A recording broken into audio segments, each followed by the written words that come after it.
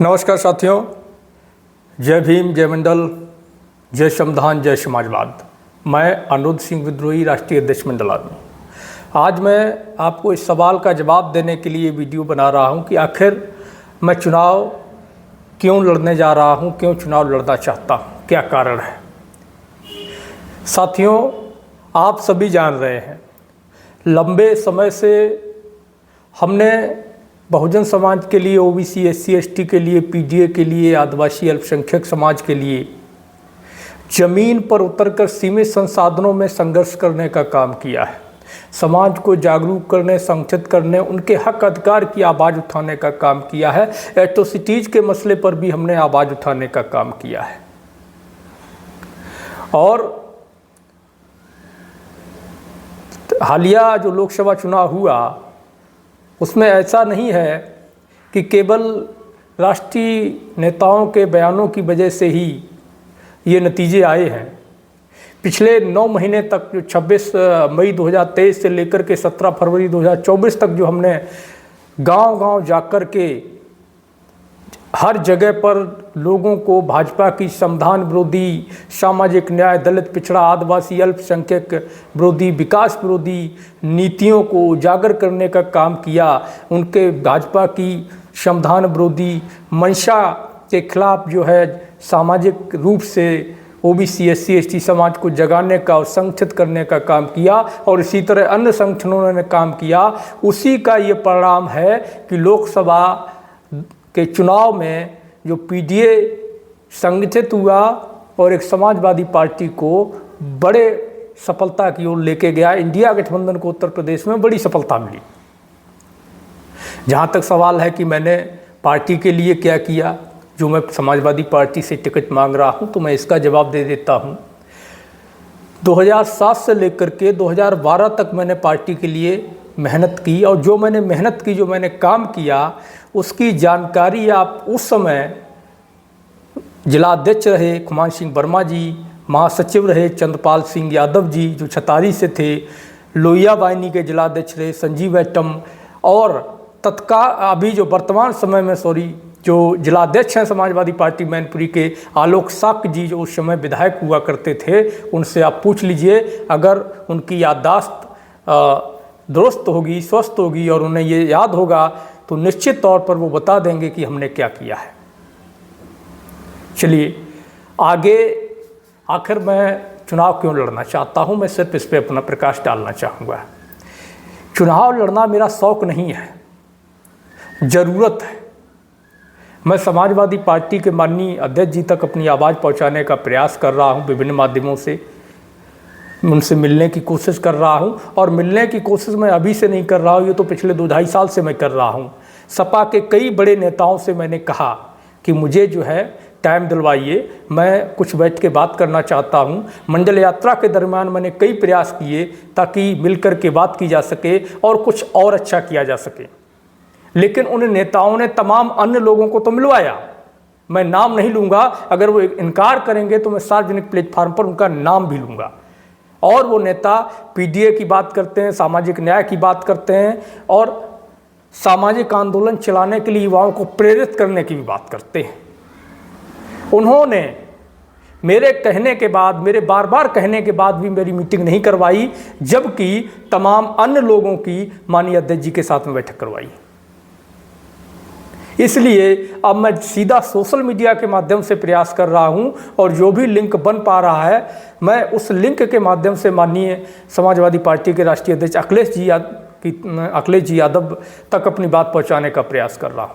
मैं सिर्फ एक अवसर चाहता हूं। अगर माननीय अध्यक्ष जी कहते हैं कि मैं सिर्फ तुम्हें उपचुनाव में टिकट दे सकता हूं, विधानसभा में करहैल से टिकट नहीं दूंगा, मैं लिख के दे सकता हूं कि मैं करहैल सीट छोड़ दूंगा। अगर मुझे उपचुनाव में समाजवादी पार्टी की तरफ से माननीय अध्यक्ष जी टिकट देते हैं, तो मैं आने वाले विधानसभा चुनाव में करहैल सीट को छोड़ करके किसी और सीट पे अपनी तैयारी करूंगा। ये मैं वादा करता हूँ। मैं चुनाव लड़ना चाहता हूँ, ये मेरा शौक़ नहीं है, मेरी मजबूरी है, क्योंकि मैं अपने समाज की, ओबीसी, एससी, एसटी, आदिवासी समाज की, अल्पसंख्यक समाज की, पसमानदा समाज की आवाज़ को सड़क से सदन तक उठाना चाहता हूं और देश भर में मजबूत आंदोलन खड़ा करना चाहता हूं। इसके लिए मुझे मजबूती चाहिए, मुझे बैकअप चाहिए, संसाधन चाहिए, सुरक्षा चाहिए। तो उन अवसरों को प्राप्त करने के लिए मैं इस चुनाव को लड़ना चाहता हूँ। और जो लोग कह रहे हैं कि ये सीट बहुत ज़रूरी है, ये है, वो है, कहीं और जाओ या अभी नहीं लड़ो, ये करो, तो मैं उनसे सिर्फ इतना निवेदन करूंगा कि भाई उपचुनाव है, न तो अब संविधान बचाना है और ना ही उपचुनाव में कोई सरकार बन या बिगड़ रही है। मैं सिर्फ एक मौका चाहता हूँ और उस एक मौके में मैं अपने आप को साबित करके दिखाऊंगा।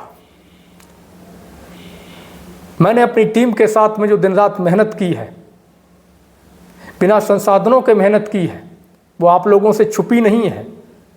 भले ही आप जो है साथ ना दें और इसको स्वीकार ना करें सार्वजनिक रूप से, लेकिन अपने दिल से पूछिएगा कि आप इनकार कर पाएंगे क्या। मुझे सिर्फ और सिर्फ एक मौका चाहिए ताकि मैं मजबूती के साथ पूरे देश के अंदर पीडीए की लड़ाई को लड़ सकूं। और मैं ये भरोसा दिलाता हूं, अगर मुझे मौका मिलता है तो मैं पार्टी को न सिर्फ मजबूत करने का काम करूंगा, बल्कि ओबीसी, एससी, एसटी समाज की पीडीए की आवाज़ पूरे देश भर में मजबूती से उठाने का काम करूंगा।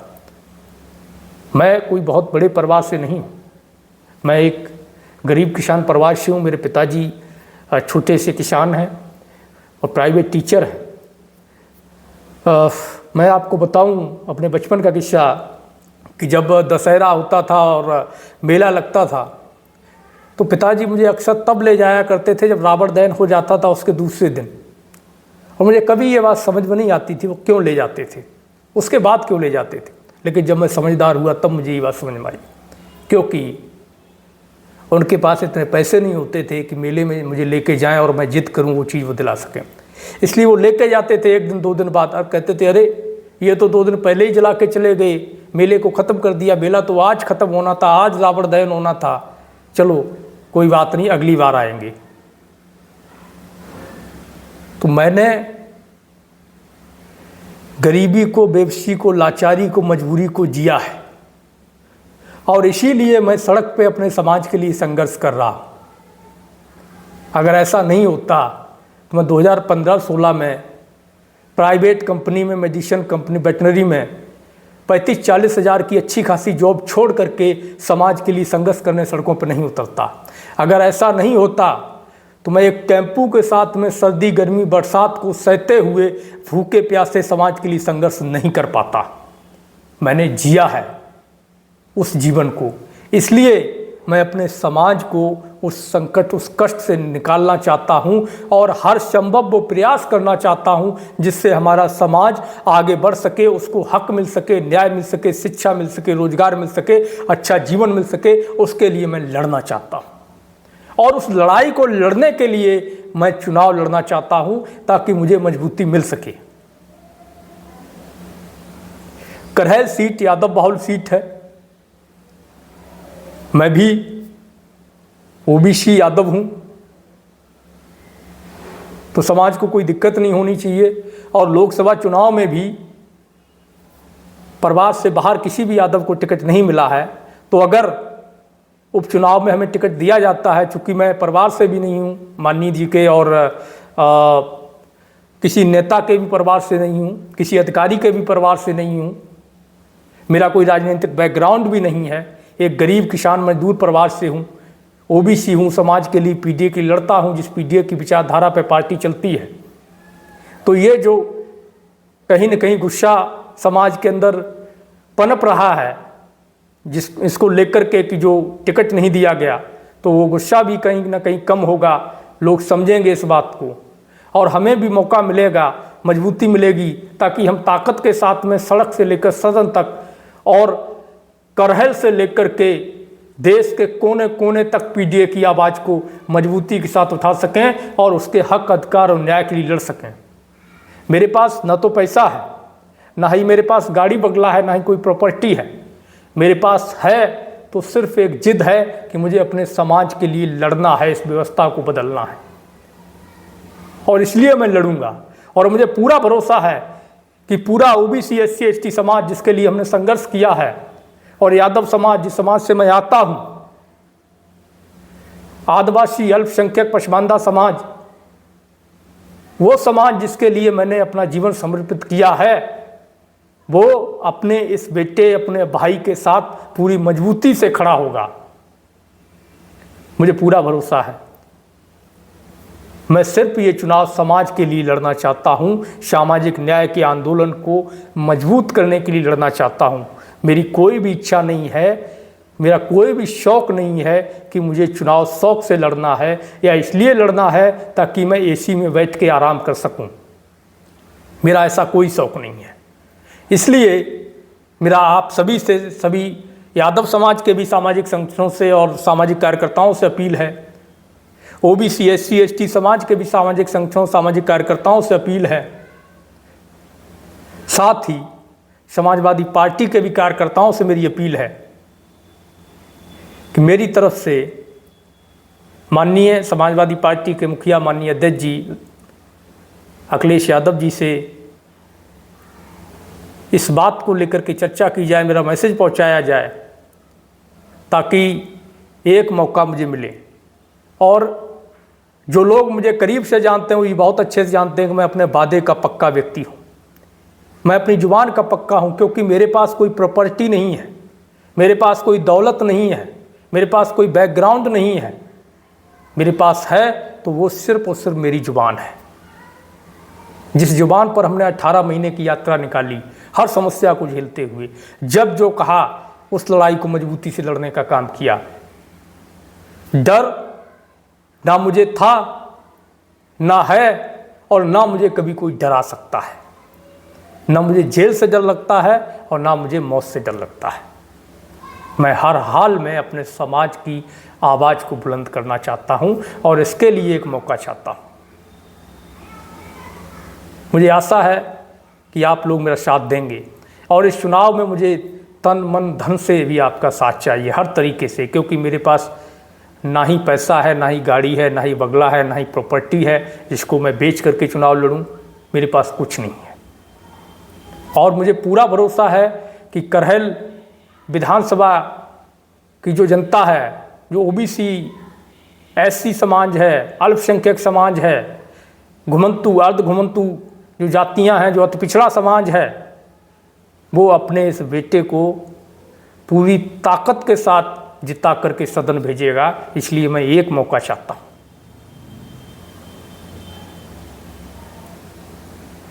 अगर मैंने कुछ गलत कहा हो तो उसके लिए मैं क्षमा चाहता हूँ,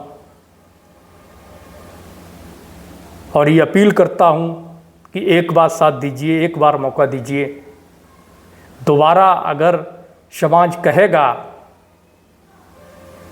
कि आप नहीं लड़िएगा, तो मैं वादा करता हूँ कि मैं नहीं लड़ूंगा, मैं वो सीट छोड़ दूंगा। करहल से मैं इसलिए लड़ रहा हूँ, इसलिए दावा कर रहा हूँ कि करहल OBC बाहुल्य सीट है, यादव बाहुल्य सीट है, और डिस्ट्रिक्ट मैनपुरी की सीट है।